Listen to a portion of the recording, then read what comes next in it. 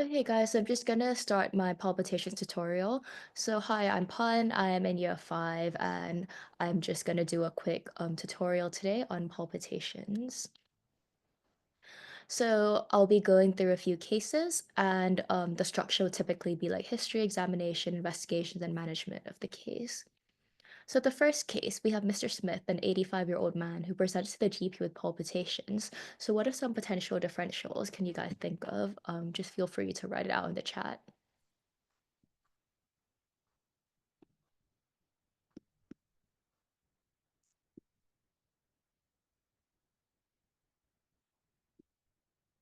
Great. So we have ectopics.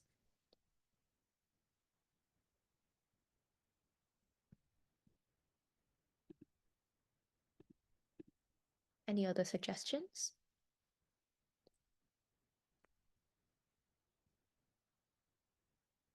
Arrhythmia. Yeah, that's a really broad concept, and it's really good that you're thinking of that, especially in the age group as well.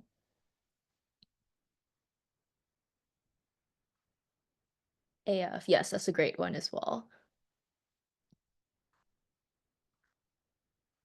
Okay, so I'm just gonna move on, and you can broadly thyroid stuff. Great, Annabelle. That's a really good choice to make. So, with palpitations, you can usually split it into broad causes. So cardiac causes. This is one of the most common ones we're familiar with.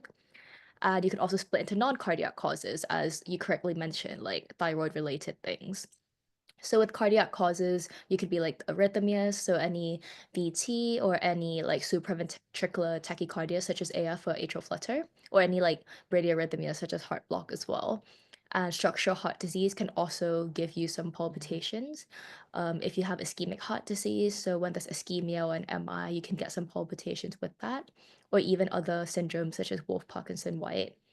Regarding non-cardiac causes, quite a common one would be like psychiatric related, so anxiety or just randomly a no-cause disorder can cause palpitations as well. Thyroid is really important, and another one in the endocrine spectrum would be chromocytoma, so these are quite important. And other substances as well. So the social related things like alcohol, drug use, nicotine, caffeine. So next question, what would you like to ask from his history in particular?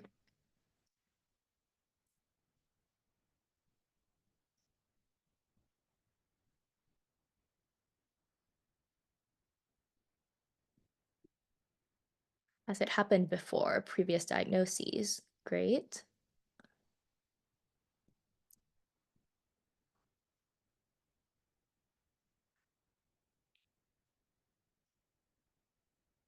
Other associated symptoms? Great. And this is really important that we have to come on to talk about as well.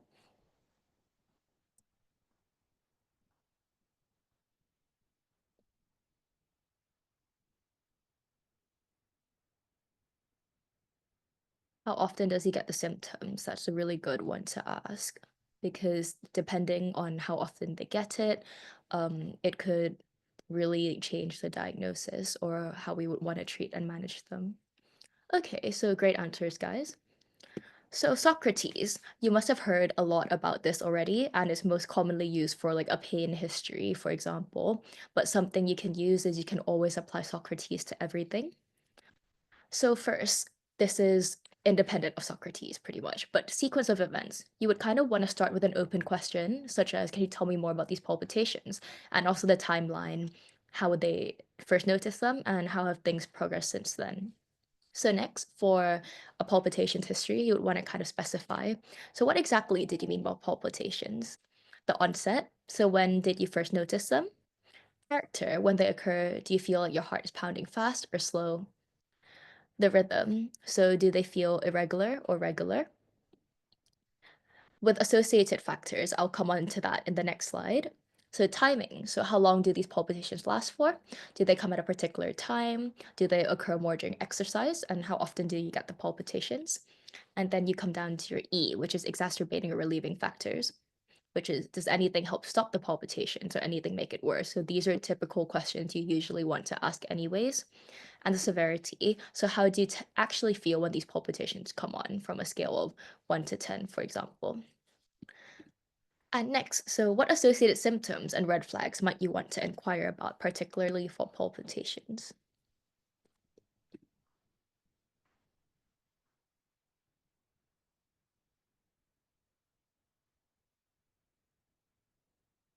Previous MI, that's great.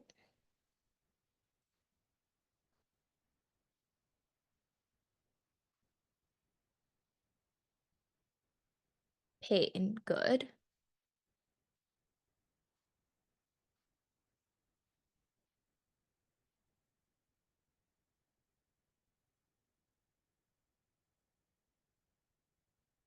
Radiation to jaw or back, great, that's a good one.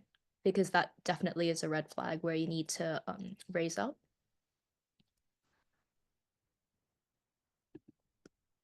Okay, so with the associated factors and red flags, there are different kind of associated factors that you could split them into like different groups. So you can think of it as cardiovascular, so chest pain, any breathlessness, any dizzy faints or spells. With the psychiatric kind of history, it's not that relevant to year four, but it's something you should still be aware of. So do these attacks typically follow episodes of anxiety or panic? Or like if they're or if they happen when he's in a room with like a lot of people, endocrine, so all the symptoms of thyrotoxicosis pretty much. So feeling hot, recently losing weight, diarrhea, ask about their periods, and if they get become more sweaty and nauseated during palpitations or having a high blood pressure, which is significant for pheochromocytoma. And with the red flags, um, the most important ones that I've picked out is that if it's associated with exertion. So the significance of this one is that if exertional palpitations occur, it would indicate that the heart's electrical or structural integrity is not supported by the increased cardiac output. And some conditions that could lead to this would include like arrhythmias or any like structural heart disease. So such as like HOCM can be one as well, or like even aortic stenosis or ischemic heart disease. And something you could be concerned about when you see this red flag is that it could suddenly result in a sudden death in some people. The next one would be chest pain. So chest pain alongside palpitations can suggest myocardial ischemia or like structural heart disease or just a strain on the cardiovascular system in general. And similarly, it's concerning because it could indicate any myocardial damage or any arrhythmia-related cardiac events. With collapse or like having near syncope, um, it can uh it's also a high risk symptom for sudden cardiac arrest. So, for example, you could find this in people with like long QT syndrome, which could potentially lead to torsades, and this has a high risk of sudden death as well. And with the family history of sudden unexpected death, it could raise suspicion of any inherited cardiac conditions, which could lead to like lethal arrhythmias. And often these inherited conditions are like silent until you trigger them, and then once you realize, then you could potentially already be too late. Okay. And another thing to consider is the patient's perspective as well. So always don't forget to ice the patient when you're taking history. So ask them generally, like, how have the palpitations affected you? And like, how do you feel like it's affected you in any way? And any other specific questions you might want to ask when taking a palpitations history.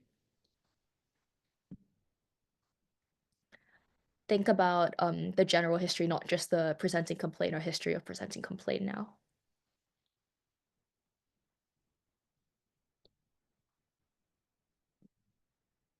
Family history, great.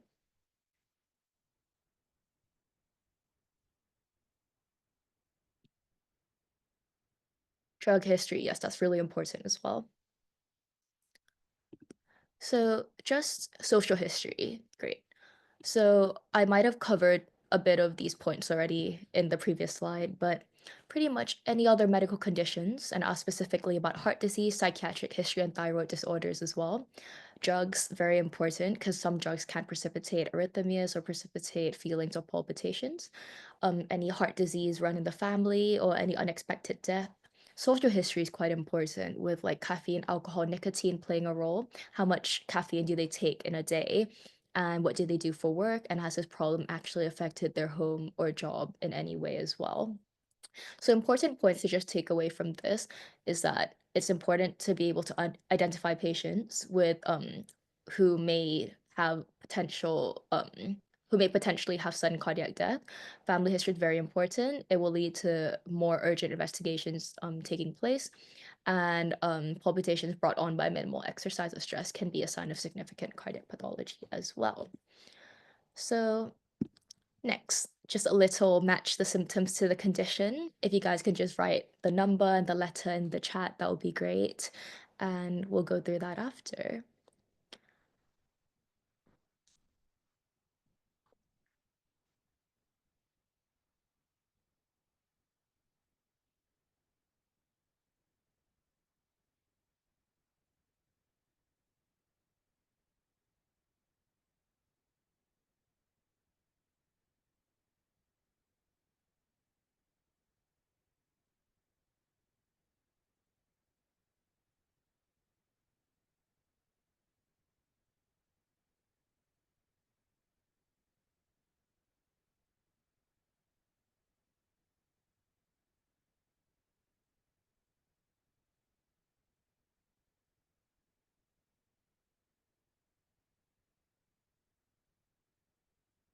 Oh, it's okay. I didn't realize you might not have done cardio yet. Um, okay, we could just go through this together as well. 1C. Great. So atrial fibrillation is usually characterized by irregular heartbeats on the ECG as well, and you would get shortness of breath, dizziness, any rapid heartbeat as well. So for the second one, supraventricular tachycardia. So this one is actually A. So it's usually a suddenly rapid heartbeat, regular rhythm, and often triggered by caffeine or stress. I do understand why it could, sound a bit similar with A and E, but I think it's also because you guys haven't done any psychiatric or any like psychiatric related conditions yet. So as you correctly said, for three is D. So hypothyroidism is, you have the weight loss, heat intolerance, and the tremors that's associated as well. So 4 is a panic attack. So, if you might impending doom. Mm, I guess it really can depend on the condition. I might have phrased that wrongly, but someone who suffers from a really bad panic attack could really have that feeling that, they're about to get an MI, or like they're hyperventilating really hard, sweating a lot. So that also is a potential presentations. But I guess usually with like the sweating and like hyperventilation, it's more of a panic attack because you're trying to, breathe in fast to how someone reacts to having a panic attack. Does that make sense?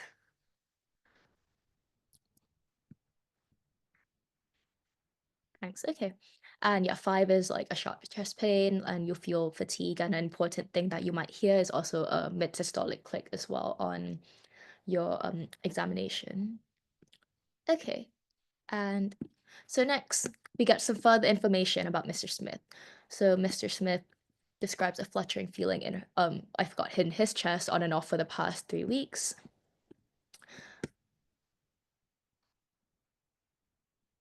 Oh yes, Pratham has nicely explained that impending doom and exam MCQs is also associated specifically with use of adenosine and stopping any SVT. So usually you should warn the patient. Okay. So, yeah, Mr. Smith has a fluttering feeling on and off for the past 3 weeks, reports each episode lasting for a few minutes to an hour and occurring 2 to 3 times a week. Associated symptoms, he has some shortness of breath during the episodes and feels he's unable to walk as far as before, no red flags of chest pain, and he has no dizziness or syncope, and believes that resting seems to help a little bit. His past medical history of hypertension and controlled amlodipine. His father died of a heart attack when he was 68. There's no family history of sudden cardiac death. He's a non-smoker and drinks 2 glasses of wine a week and has no recreational drug use. And he's also been avoiding the strenuous activity due to fatigue. So, what other further examinations and investigations should be done?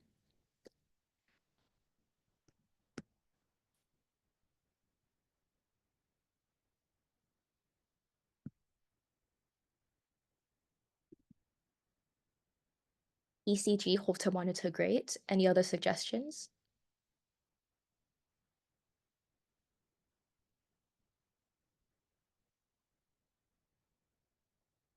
Echo, but later on. Good idea. Okay, so in regards to examination investigations, this applies to everything, not just this case in particular. It's very important that you split it, especially when presenting in an OSCE, to kind of like bedside, bloods, and then like, further investigations such as scans. So bedside or like in a GP, you would want to, do basic observations to just, check if they're like tachycardic or how the oxygen sats are. Would also want to do a full cardiovascular and respiratory examination as well, and a 12-lead ECG. So most GPs will have an ECG machine that they will do the ECGs on. And next, you would also want to send off some bloods, so full blood counts, thyroid function tests, really important, and use an ease as well. So, yeah, for the full cardiovascular and respiratory examinations, you'll look for any signs of like heart failure, such as like ankle swelling and raised JVP as well. And yeah, and some other investigations you could do is Holter monitoring, as you correctly mentioned. It's just used to exclude episodic arrhythmias. So a Holter monitor, for anyone who's not too familiar with it, is pretty much like a 2 to 3 lead ECG. So the patient will wear it for 24 hours, and it could be used for longer as well. And then patients are also asked to keep a diary to record any symptomatic palpitations as well. And then at the end of the monitoring, a report is generated to summarize a number of parameters, including like heart rate, arrhythmias, and changes in any ECG waveform. And this will help the doctors, see it clearer, especially if the arrhythmias are episodic. And yeah, any urgent cardiogram might be indicated if there's any red flags or concern about cardiomyopathy. This is also a bit of fifth year. So, anxiety questionnaire is just a form you give the patient just to see if they have, risk factors for anxiety that could be precipitating this palpitation episode. And also just blood pressure monitoring and 24-hour metanephrines if a pheochromocytoma is suspected, as these are like the first line investigations for it. So you come across this and you do an ECG on Mr. Smith, and then you see this on the ECG. So does anyone want to write some features you see in the ECG into the chat and any differential you think this could be?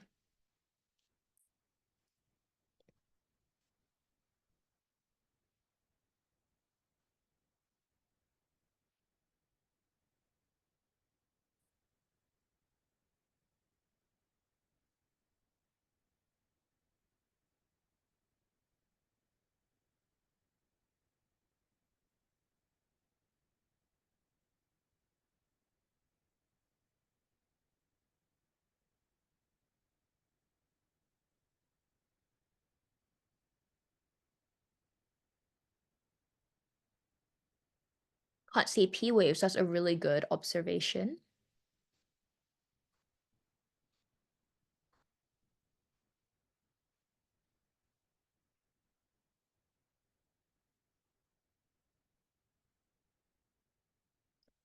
Do you guys notice anything about the rhythm of this ECG? Normal rate,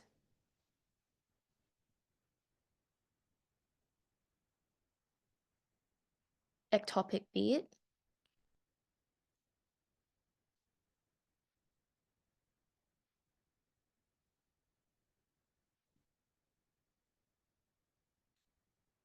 Okay, guys, so these were all great answers that you guys shared, and thank you for replying and engaging with the talk. So the first thing you would notice is that this is an irregularly irregular rhythm, so you can't really see that, it's the waves are, normal in any way, and the intervals are all just quite a bit all over the place. As you correctly mentioned, there's absent P waves, and as a result, PR and QT intervals are not measurable on this particular ECG.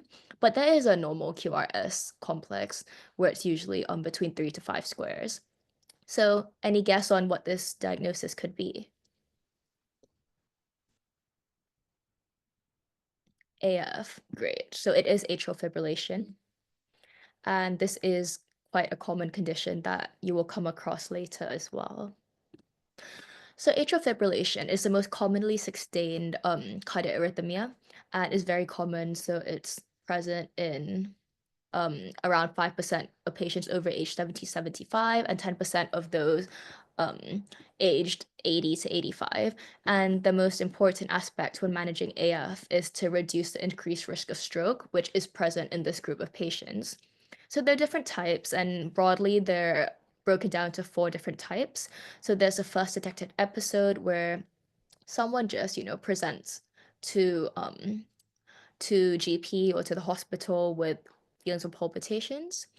And then there's recurrent episodes where patient has more than two episodes and it's split into paroxysmal AF where it spontaneously terminates and typically lasting less than 24 hours and less than 7 days and non-self-terminating. So it's persistent. So usually these episodes just last for longer than 7 days. And then there's permanent atrial fibrillation where it's just continuous and these patients would not be able to be cardioverted. And I'll explain that more in further slides to come. So as a result, those with permanent AF would have different treatment goals to some of the other types and would be sticking to any like rate control and anticoagulation if it's appropriate. So general symptoms for AF, you would get some palpitations, some shortness of breath, and some chest pain as well. And just the biggest sign when you're taking their pulse when you do an examination is you will feel an irregular pulse. So there are different triggers of atrial fibrillation, and this mnemonic is a really good one to think of. So is Mrs. A. Smith. So there's causes such as mitral valve disease. There's respiratory causes. So a PE or COPD could trigger atrial fibrillation as well. Sepsis or alcohol like drinking or chronically using alcohol. Having previous surgery such as cardiac surgery, having a heart attack or ischemia. And it could just be iatrogenic as well. So drugs or post other procedures can cause AF.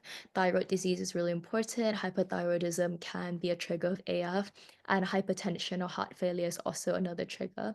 So broadly, this mnemonic would be something that you could have a look at and just think about when looking into triggers of AF. So next, with the management of atrial fibrillation. So the management of atrial fibrillation, just following this diagram, I'll talk a bit more about this in the next slide as well. So if the patient is hemodynamically unstable, so such as if they're in shock or having MI or like syncope or heart failure, you would usually follow the ALS resuscitation guideline. And usually they will just be DC cardioverted immediately. So this involves like kind of like shocking the patient, and I'll talk a bit about it in the next slide. If they're stable, you will have to first define kind of when did the symptoms happen. So if it happened less than 48 hours ago, you could either offer like rate or rhythm control. So sometimes you could just potentially cardiovert them straight away. And if it's longer than 48 hours, you would offer like rate control medications such as beta blockers and an anticoagulant such as like any DOACs. And you give that for a minimum of 3 weeks first, just to make sure that there hasn't been an embolus anywhere. And then you would, if you want to ultimately cardiovert them, you would treat them after 3 weeks with a DC cardioversion. And all of this, you will consider anticoagulation using the CHA2DS2-VASc score as well, and also look into the bleeding risk using the Orbit score. Another thing is if someone is uncertain when their AF started or the onset is over 48 hours, you could also do an echocardiogram to just exclude any left atrial uh, you would do a left atrial appendage to exclude any left atrial thrombosis as well. So if it's 48 hours, less than 48 hours, would you choose pharmacological cardioversion over DC? I believe the guidelines, Pratham, correct me if I'm wrong, I believe the guidelines say that you can just electrically cardiovert them straight away. Because with electrical cardioversion, it will have an effect, whereas with the medication, it takes a bit of time for it to work. Um, I'll just see if, yeah, so that's my understanding. Okay, so just a little bit more on rate versus rhythm control.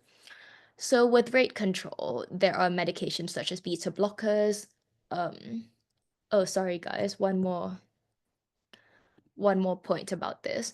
So contraindication for using beta blockers would be someone who has asthma, and with the rhythm control, if you would want to use amiodarone if someone has like coexisting heart failure as well. Okay, so back to this. So yeah, there are different types of drugs that could be used for rate control. So beta blockers or like calcium channel blockers as well. And digoxin is not that used anymore, but it's used in like frailer people or those who have like it worked well for older people who have used it in the past. They might continue with digoxin, but it's no longer quite a standard procedure to use that. And the other type of control you can do is rhythm control as well, which has an electrical version of DC cardioversion or pharmacological with drugs such as amiodarone or flecainide. So the goal of difference between rate and rhythm control is that with rate control, you just want to slow down the heart rate to improve symptoms and ensure that the heart is like be able to pump efficiently, even the rhythm is quite irregular. And it's often a first line approach, especially in older adults or those with minimal symptoms. This compared to rhythm control is that with rhythm control, you're trying to restore and then give your heart a normal rhythm. And it's more preferred in those who are younger, those with like more severe symptoms. And yeah, those are just some of the differences between the two. So yeah, with beta blockers, they work by reducing the heart rate, by slowing down conduction through the AV node of the heart. And the first three on the list are medications you can give, and non-medication includes AV node ablation with a pacemaker as well, which could be an option following trial of medication. And with rhythm control, you can give antiarrhythmic drugs, so flecainide or amiodarone, and then electric cardioversion as well. So with electric cardioversion, pretty much it's like you put pads like when you're putting a defib on. So you put it on and then the shock is synchronized to the R wave on the ECG. And it's typically performed under like sedation and is used when medication alone cannot restore the sinus rhythm. And for those who have high risk of cardioversion failure, so previously attempted to do it and it failed, or having like recurrent AF, then they would also recommend taking at least 4 weeks of amiodarone or sotalol prior to having that procedure being done. And following the electrocardioversion, patients should be anticoagulated for at least another 4 weeks as well. And this just depends on the discussions between the team and each individual patient. Yeah. And okay, so next. With anticoagulation, this is something that should be considered in patients with any history of AF. So even those with like the four types that I mentioned earlier, or anyone with like atrial flutter, or anyone with um, continuing risk of arrhythmia occurrence, even after cardioversion has occurred. So this is the CHA2DS2-VASc score. So it's something that you are kind of expected to know, I think, because it does help you in making a clinical decision as to if you should give like additional medications to a patient or not. So a big risk factor, I mean not risk factor, sorry, but the different risk factors include like heart failure, hypertension, your age is quite a big one as well. Having diabetes or any prior stroke, TIA or thromboembolism, vascular disease, and the sex. So if you're female, you automatically get 1 point. This, as a result, is is uh is represented in the table next to it, where if you get a score of 1, all males will get consider anticoagulation. But for females, you will need to have 2 or more to get anticoagulation. And even if a patient's score is 0 from the CHA2DS2-VASc initially, it's important to do a transthoracic echocardiogram to exclude any valvular heart disease, which in combination with the atrial fibrillation is an absolute indication for anticoagulation as well.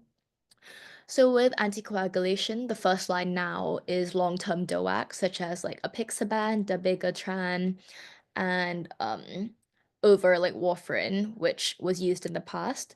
But an important thing to remember is that if someone has had a mechanical heart valve, they will still be on warfarin because that's still the indication for it. Um, the reason DOACs are actually better is that you don't need to have regular blood tests to check like INR. And even if someone was previously on warfarin, NICE recommends that they should be like considered to like swap over to DOAC during a routine follow-up appointment. And yeah, anyhow, after 3 to 6 months of anticoagulation, they will be reviewed in an anticoagulation clinic as well, just to see if any adjustments need to be made. Um, yeah, so INR and warfarin counseling is something that is quite important and could potentially come up in your OSCEs as well about like the different thresholds. Okay, and next about bleeding risk. So, when someone has atrial fibrillation and you want to anticoagulate them, you need to think about the risk of bleeding as well. And this is assessed using the Orbit score. So this one I never properly remembered last year, but I guess it's just good to have a good idea about like what are the different components that make up the Orbit score. So yeah, if you have low hemoglobin or like low hematocrit, you get some points for that. If you're aged above like 74, you get 1 point. If you have history of bleeding, such as GI intracranial or hemorrhagic stroke, you automatically get 2 points. If your renal function is low, also get a point. Or if you're on treatments with any other antiplatelet agents, you would also get a point for that as well.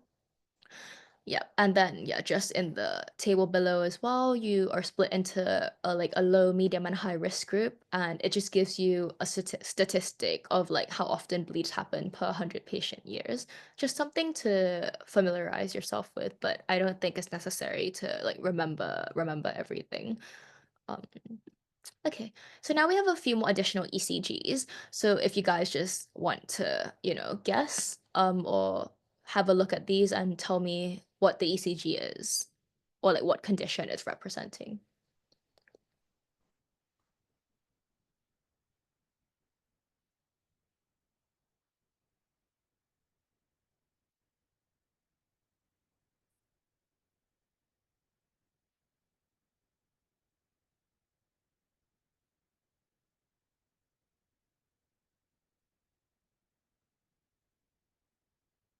Some kind of tachycardia, that's great.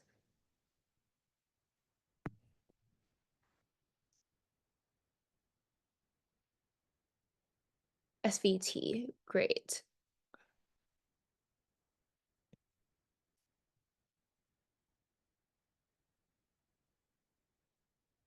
What about for the one on the right? Do we have any guesses for what that one could be?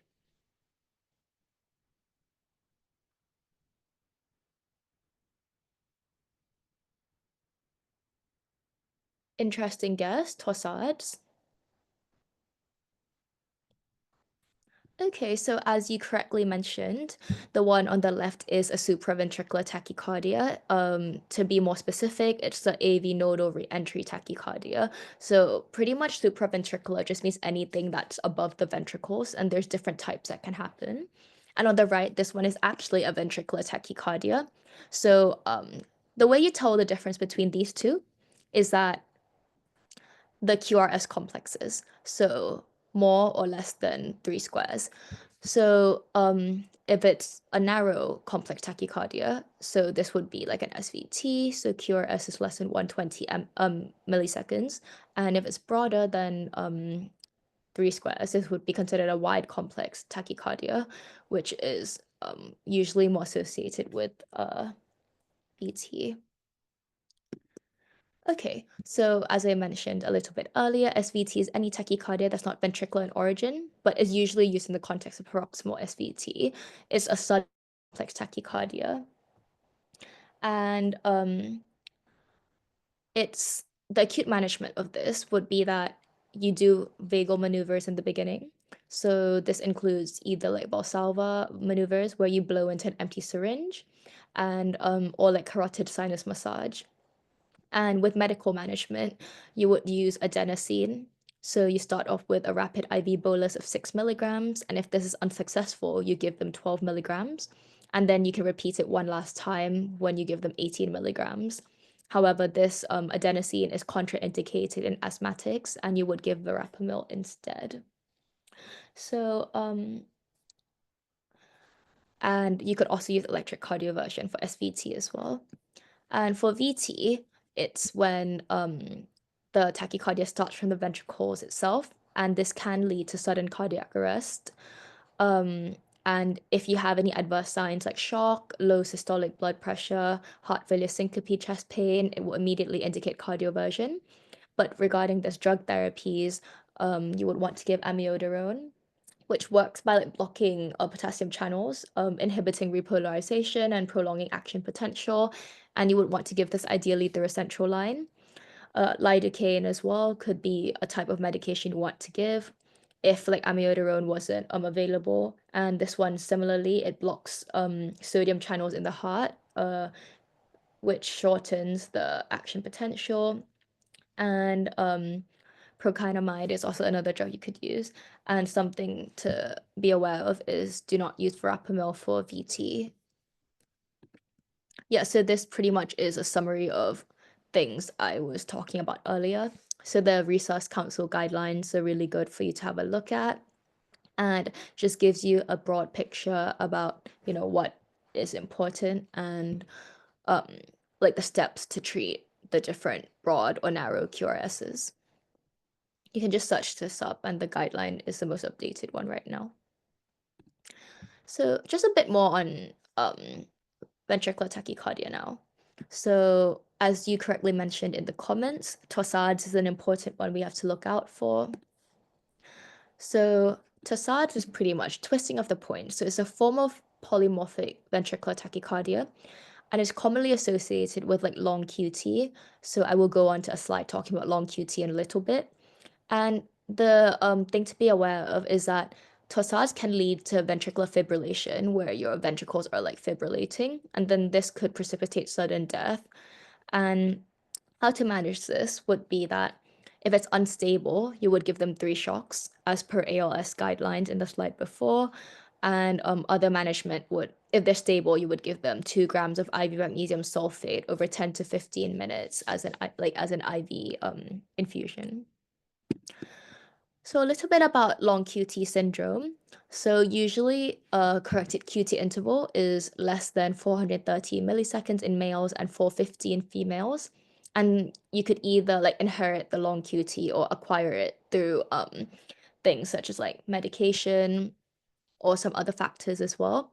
And yeah, it can lead to VT or torsades, which could result in collapse or any sudden death as well. Um, just some drugs to be mindful about for long QT syndrome. There's an acronym that will be used that I will put up later that's important and quite will help with you remembering what kind of drugs can precipitate. But this table just shows the other potential factors that could be relevant as well. Yeah, so A, B, C, D, E medications causing long QT. So the first one, like antiarrhythmics, so such as prokinamide or amiodarone, or like even arsenic can cause that. So antibiotics, the macrolides or fluoroquinolones can cause long QT as well. Antipsychotics, so haloperidol or chloroquine, antidepressants, especially tricyclic antidepressants, and and um and diuretics as well, like thiazides. And also finally, antiemetic medications such as ondansetron can precipitate and cause long QT. And yeah, just treatment of long QT in general, you would stop any offending medications that's causing this, and also similarly give IV magnesium to replace as well. And you would also want to check the potassium levels and give them more potassium if it's necessary. Another interesting condition that you should kind of know about is Wolff Parkinson White. So this one is a congenital accessory conducting pathway between the atrial and ventricles, which lead to AV RT like so atrioventricular reentry tachycardia. And important points you can think about from looking at ECG is typically it will have a wide QRS, a short PR interval, so less than 5 squares, and you also get a slurred upstroke as indicated in the photo here, where this is known as a delta wave. And the definitive management of this would be that you want to do radio frequency ablation of the accessory pathway on the patient, but then you would also want to stabilize and treat them with medical therapy as well, such as sotalol, amiodarone, or flecainide. An important notice to think about is that sotalol should be avoided if there is coexisting atrial fibrillation, as Sotelo works by like prolonging the refractory period at the AV node, which it could in turn increase the rate of transmission through the accessory pathway. So if it increases the rate of transmission, this will increase the ventricular rate and cause the patient to potentially deteriorate into ventricular fibrillation. So yeah, just important to remember, Wolff-Parkinson White, avoid Sotelo for your treatment if you have coexisting AF as well. Okay, so next, I have a few more ECGs. Does anyone want to write in the chat which ECGs they think belong to the top and the bottom, what condition it is?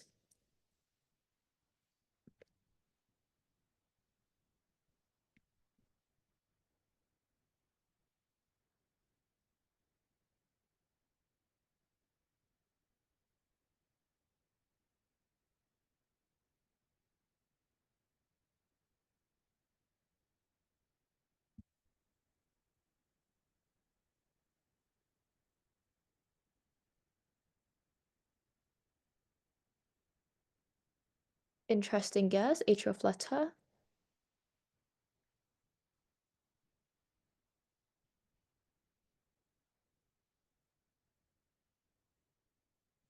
So with atrial flutter, you will typically get more of a sawtooth wave appearance, and that will come up later in the PowerPoint as well. But for now, these two um these two ECGs are no longer arrhythmias. But this first one, great. So heart block. The first one is a complete heart block. So as you can see in the ECG, there's no association between any of the P waves or QRS complexes. So they're kind of just doing their own thing. There's no kind of like pattern or any kind of rhythm associated with it. What about the bottom one? Now that we're on the topic of heart block, does anyone know what the bottom ECG could be?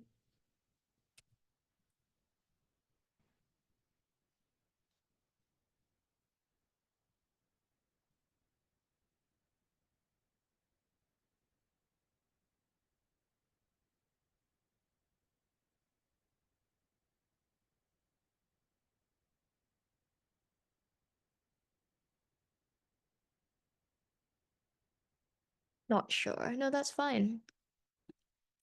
So for this bottom ECG, this is a second degree heart block. So more specifically, it's a Mobitz type 2 heart block where the PR interval between the P wave and the R wave is constant, but then the P wave itself is typically not followed by a QRS complex.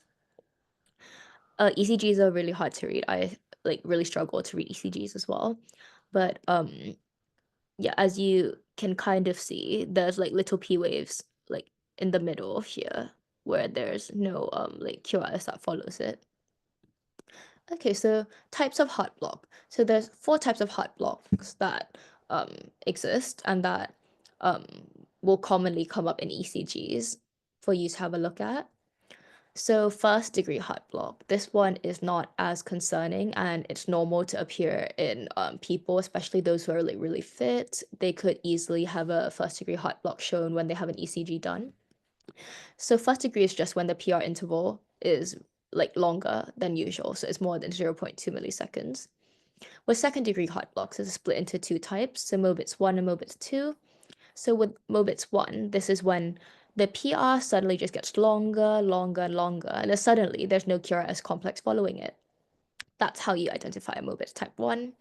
For Mobitz type 2, the PR interval is fixed, so it's the same period you can see here as on the diagram, and then suddenly there's a dropped beat as well. And then third degree is complete heart block, so there's just no relation between P waves and QRSs where they're just doing their own thing. Okay, so in regards to treatments of AV blocks, So typically, there's no treatment required, and unless you're taking medications that have a side effect of heart block occurring, such as beta blockers or calcium channel blockers. And as a result, you would just want to kind of adjust that dose to see like if that will help with the first degree heart block. With second degree heart block, this usually doesn't require treatment as well, unless you are symptomatic, such as feeling like dizzy, like syncope symptoms, or you have heart failure symptoms. And if you're symptomatic, then temporary pacing might be needed until a permanent pacemaker can be implanted.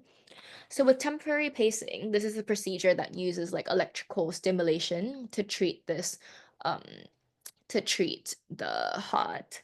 So pretty much a flexible plastic wires inserted into a vein and then threaded into the heart. And then it a small electrical impulse is is given to pace the heart when it's needed. And for second degree Mobitz type 2, this is more serious than type 1. And this often requires a permanent pacemaker, even if you are asymptomatic, as there's a higher risk of this Mobitz type 2 developing into a complete heart block after. And if a patient presents with complete heart block, this requires immediate treatment with transcutaneous pacing. So transcutaneous pacing is a procedure that uses electrical pulses to temporarily increase a patient's heart rate in a medical emergency. And it's also known as external pacing. So it's like pads are stuck on from the outside, and this procedure is done. And after the immediate treatment with transcutaneous pacing, you would send the patient to get a permanent pacemaker put in. However, if a patient is hemodynamically unstable, you would want to give some IV inotrope or conotrope, such as atropine 500 micrograms, and this will just help with the heart block as a very acute management. And you can repeat this up to a total of 3 milligrams of atropine maximum. And then you can consider like epinephrine and then you can consider epinephrine or any transcutaneous pacing as well to help with that. Okay, so that's great. Um, we're done with heart block now. Next, we have Mr. Smith. Mr. Smith is no longer 80 something years old. He's 23 now, and he comes to the GP with a 3-month history of palpitations. He often reports feeling quite warm when others feel normal, and he's also reported losing 5 kilograms despite eating well, and also notices his hand shaking when asked to sign his name. So, what is your top differential diagnosis, and what other symptoms could be seen in Mr. Smith, this 23-year-old man? Hypothyroidism. Great. So the answer is actually thyrotoxicosis or hyperthyroidism definitely could be the cause of thyrotoxicosis as well. But pretty much, I will explain the difference between hyperthyroidism and thyrotoxicosis in another slide after that. So, different features of thyrotoxicosis, you could remember it using the mnemonic sweating dirt. So something you could see is like sweating. Hi, yes. Is it okay for you to do the feedback form first before you go? And you will get the slides if you're subscribed to MedStock. So just give me a second. Uh, and if you can just quickly fill out this QR code feedback first before you jump off.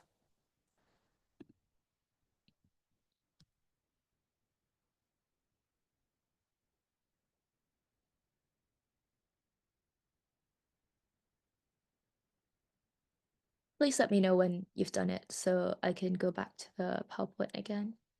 Thank you so much and really appreciate it if you guys can fill it out. Okay, so just back to the teaching.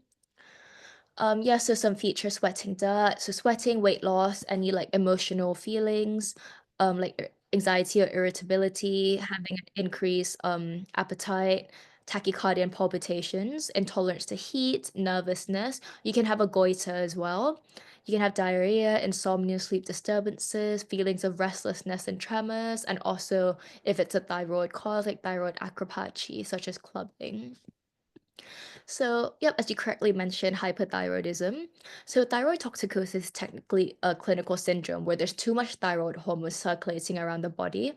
And then hyperthyroidism is when the thyroid itself produces too much thyroid hormone. And this itself is a cause of thyroid toxicosis. And Graves' disease definitely accounts for 50 to 60% of thyroid toxicosis. But other causes include like toxic multinodular goiter, acute phase of dequerens, postpartum thyroiditis, and Hashimoto's, which even though Hashimoto's, which eventually results in hypothyroidism after. Um, Amiodarone therapy as well, or like any contrast. This is more rare and usually occurs in patients with pre-existing thyroid disease. So in a GP management, you would want to treat the patient by the symptoms. So you want to give them things such as propranolol, so beta blocker to help with that symptom first. And you would also want to check the thyroid function test and autoantibodies such as TSH receptor stimulating or antithyroid peroxidase autoantibodies. And then you would also want to refer for any like further investigations such as like ultrasound or like radioisotope thyroid uptake scan. And yeah. And some complications you could get from thyroid toxicosis is like atrial fibrillation or like high output cardiac failure. Okay, so that's thyrotoxicosis. Mr. Smith now comes back 7 months later with his older brother, Tom, who reports recurrent episodes of palpitation for 6 months. Tom was a bit worried that it might be similar to what Smith had. So Tom reports these episodes being quite sudden and unpredictable, lasting for 10 to 20 minutes. Also noticed that sweating and severe headaches accompany most episodes. He was also recently diagnosed with hypertension. What is your top differential diagnosis for Tom?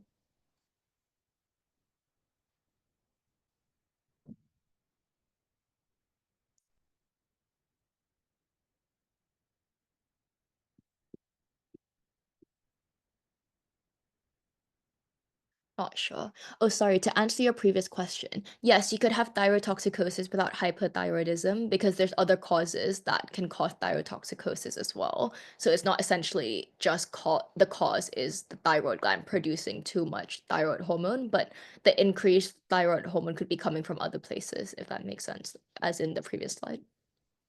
Yep. So this would actually be a pheochromocytoma. So this is So, a pheochromocytoma is a rare catecholamine secreting tumor, and around 10% are familial and can be associated with men type 2 syndrome, neurofibromatosis, and von Hippel-Lindau syndrome. And this is one of the rare situations where hypertension and tachycardia can occur together, as usually there would be a reflex drop in heart rate to accompany the situation. And you typically get episodic features such as hypertension is 90% of the cases, headaches, palpitations, sweating, and anxiety could be some features of this condition. So, what investigation management would you like to do? Just have a quick guess.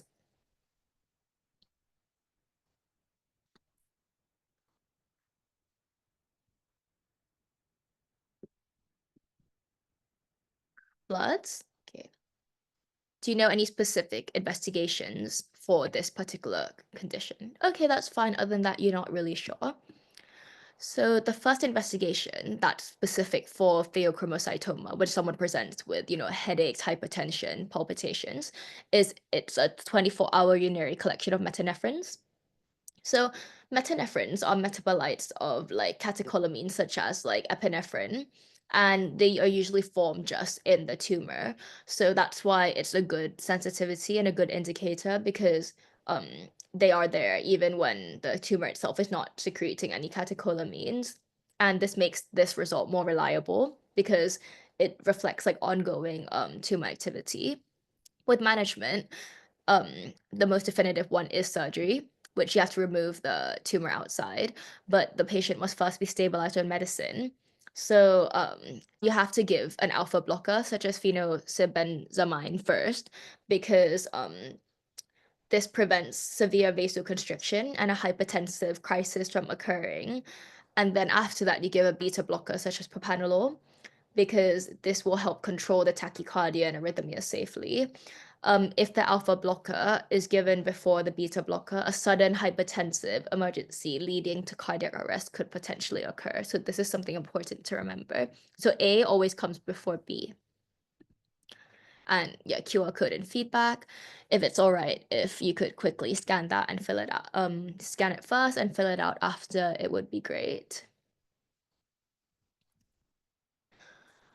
We have around like 10 SBAs to go through.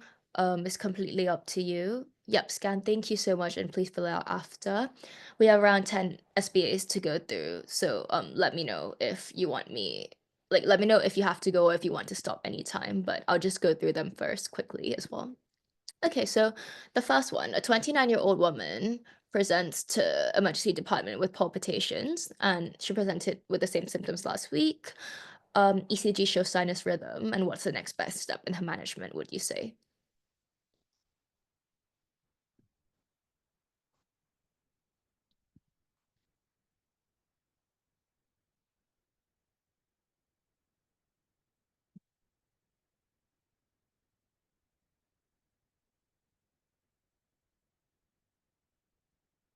Yeah, of course. Okay, I'll just talk through the thought process.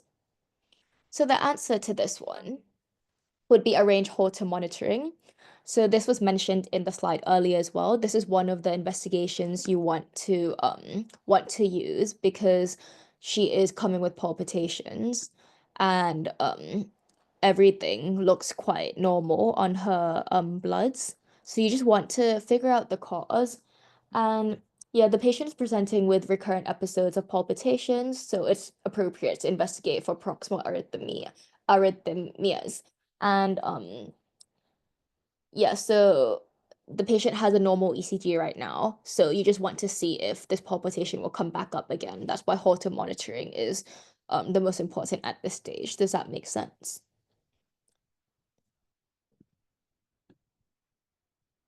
Yeah. Okay, great. So next, this 28-year-old man has an ECG that presents like this. Do you have any idea what this could be or not? It's something you mentioned earlier as well. What does this ECG pattern look like? You can just tell me that, and then I could go through the invest tacky, great. Anything in particular that this ECG, like the shape, what does it look like?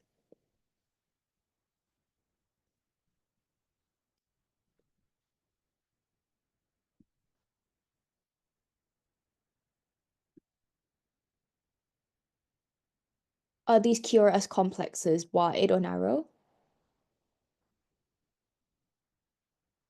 How would you describe this? Wide or narrow QRS complexes?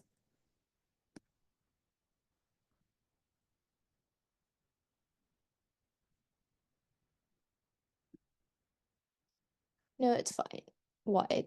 That's a good guess, but this one is actually a narrow QRS. So if you look at this, it looks quite thin. So compared to the broad one, which I think will come up again later, the broad ones are really broad and they look more like this one looks more sharp, if that makes sense. The broad ones would look more like circular, not circular, but more like stretched out. Um, yeah, so the answer to this one would be intravenous adenosine. So pretty much this is an SVT, so the supraventricular tachycardia, so the one with the thin QRS complexes. And because the patient is currently stable, this is just the first line management for it, which is intravenous adenosine. And ideally, the first line would be the vagal maneuvers, but that's not an option here, so we went straight to medication. And next we have the ECG of a 78-year-old woman. Do you want to have a guess for this one? Or if not, then it's fine as well.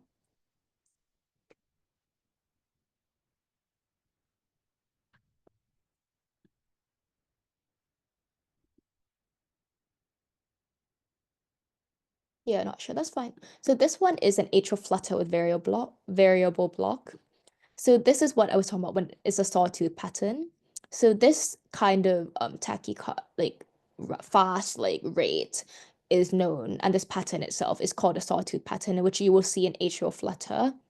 And it's just one of the patterns that it you should just memorize and just have a think about when you see ECGs, especially because they look very similar through all of them. It's kind of just something to memorize. And usually this one looks like the underlying atrial rate is around 300 per minute as well. So if there's like a 2-1 block, the rate will go down to like 150. And management of atrial flutter in general is quite similar to atrial fibrillation, but medications might be less effective, so it's a bit more sensitive to cardioversion as well. And yeah, so this is just a pattern for atrial flutter. So next, for this one, have a look at the blood pressure and the symptoms that this patient has.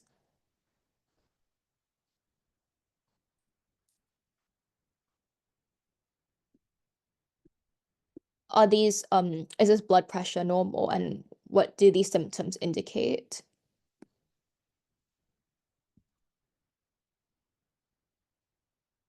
Low BP, great. So what does that mean?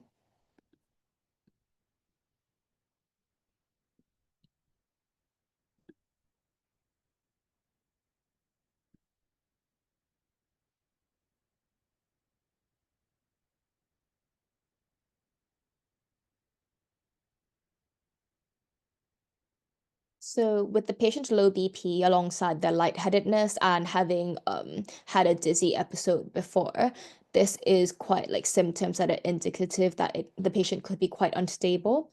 So with this ECG, you can see that this ECG kind of looks like it's in like a group of three. You see, like it's like these three kind of look similar, and then these three kind of look similar, these three kind of look similar. But then when you look after the third one, you see that there's actually like a little P wave here, like P wave. And you're like, wait, what is that doing? So this ECG is technically a type 1 second degree AV block because there are an increase in PR intervals until a QRS complex is dropped here. So there's no QRS there. Would this be regularly irregular? For this case, no, because there is still a pattern in itself. If it's irregularly irregular, you would not be able to make out any of the P waves. So like maybe it would be regularly irregular. Regular, I guess you could describe it like that. Um sorry, I'm trying to get my head around that. But yeah, pretty much this one is just a second degree AV block where you can see that the PR interval gets a lot longer before the QRS wave is dropped here. And you can see that that's happening here. So yeah. So with this kind of pattern, this type 2 block, this type 1 second degree AV block in combination with the low BP and the other symptoms, you would want to do transcutaneous pacing straight away. Yeah, no, it's okay. I'll wrap it up very soon. And thank you so much for staying until the end. And so does that kind of make sense? You can just see that the pattern looks in groups of 3. So this next one is um this is just pretty much a first degree heart block. So you can just see that there's a prolonged PR interval here. Prolonged PR interval, but all the QRS complexes are there and all the P waves are there as well. And for this one, a side effect. She has frequent sweating, palpitations, and diarrhea. So this indicates losing 3 kilograms as well. So this pretty much is a classic presentation of thyrotoxicosis as well. And a side effect could be high output. Yes, so Pratham correctly said it is regularly irregular because it's um, irregular heartbeat with regular patterns of it. Yes. But yeah, side effect of thyrotoxicosis could be high output cardiac failure as well. And finally, I'll just do the 2 more. Side effect you want to counsel a patient on for amiodarone, and it's pulmonary fibrosis. So it's just knowing side effects of medication, um, palpitation, shortened PR interval, and wide QRS with slurred upstroke. So the 3 features of Wolff Parkinson White is shortened PR, having a bit of a wider QRS and slurred upstroke, the delta wave. And the most definitive would be accessory pathway ablation. Yeah, so this is just a quick reminder of the slide we went through earlier. And this question is actually quite important because we got it in our exam last year, a very similar question about the mechanism of action. So one thing you can think about, dabigatran is a direct thrombin inhibitor, and for direct factor X is vivaroxaban, direct antithrombin 3 is heparin, and 1972 is warfarin. So this is a good kind of way you can potentially remember it. So dabigatran, you have like the D and the T, so it's direct thrombin. Rivaroxaban is a direct factor X inhibitor. Apixaban as well, similarly. Heparin, if you write the H out like that, there's kind of like three lines, so it kind of activates antithrombin 3. And then warfarin is just, remember, 1972, so factors 2, 7, 9, and factors 10. So I think this would be quite useful for you to remember.